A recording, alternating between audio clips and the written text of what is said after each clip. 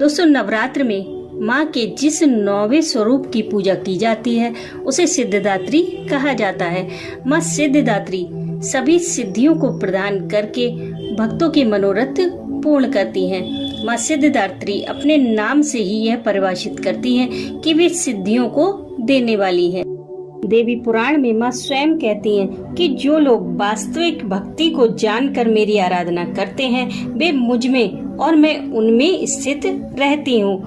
वे मेरे द्वारा प्रदान की गई सिद्धियों को स्वतः ही प्राप्त कर लेते हैं। माँ सिद्धिदात्री की पूर्ण कृपा पात्र बनने के लिए हमें शुद्ध अंतःकरण और सभी विद्याओं का सार ग्रहण करने की आवश्यकता होती है।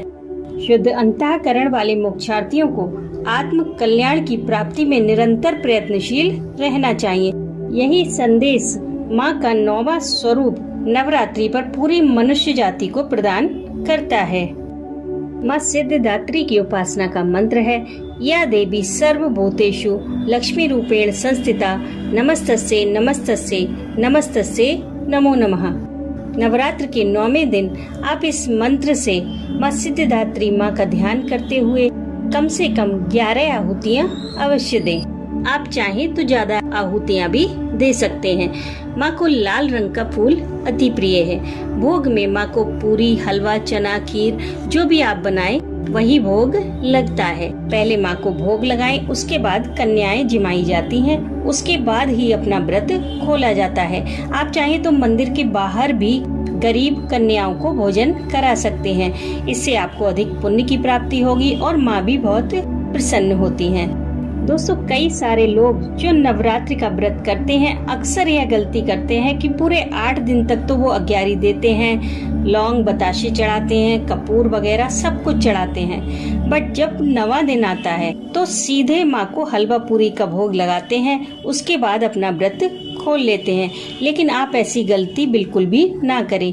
आपने पूरे 9 दिन का व्रत किया है तो जल्दबाजी कैसी। जब आपने 8 दिन अग्यारी दी है तो 9वें दिन भी दीजिए। उसी प्रकार से पूजा कीजिए, क्योंकि 9वां दिन बेहद खास होता है। कहते हैं कि नवरात्र के सिर्फ 9वें दिन भी यदि कोई भक्त एकाग्रता और निष्ठा से माँ सिद्धिदात्री की विधिवत पूजा करता है तो भी उसे सभी सिद्धियां प्राप्त हो जाती हैं। माँ सिद्धिदात्री की कृपा प्राप्त करने वाले की सभी लौकिक और परलौकिक कामनाओं की पूर्ति हो जाती है। इसलिए अगर आपने 8 दिन तक माँ की विधिवत पूजा की है तो 9वें दिन भी कीजिए। माँ सिद्धिदात्री की उपासना करके उन्हें बड़ी आसानी से प्रसन्न किया जा सकता है। दोस्तों, माँ सिद्धिदात्री का संबंध केतु ग्रह से है। माँ सिद्धिदात्री केतु ग्रह को हमारे जीवन में बैलेंस करती हैं। केतु अपना फल अप्रत्याशित रूप से देने के लिए प्रसिद्ध है। यह एक छाया ग्रह है। अगर इनकी शुभता हमारी जिंदगी में हो जाए तो जातक नित्य नई ऊंचाइयों को छूता है और सफलताएं प्राप्त करता है। जीरो से हीरो बनने वाली ज्यादातर स्थिति केतु ग्रह की ही देन होती है। और जब केतु ग्रह अशुभ होते हैं तो व्यक्ति को रोग, मानसिक कष्ट, चोट, दुर्घटना आदि जैसे नकारात्मक प्रभाव देखने को मिलते हैं। माँ सिद्धिदात्री की उपासना से केतु ग्रह के दुष्प्रभाव में कमी आती है और काफी हद तक हमें शुभ फल प्राप्त होने लगते हैं। तो दोस्तों, नवरात्र के 9वें दिन माँ सिद्धिदात्री की पूजा उपासना कीजिए, माँ को मनाइए। आपके कष्ट काफी हद तक दूर हो जाएंगे। माँ पर अपना विश्वास बनाए रखिए। जय माता दी।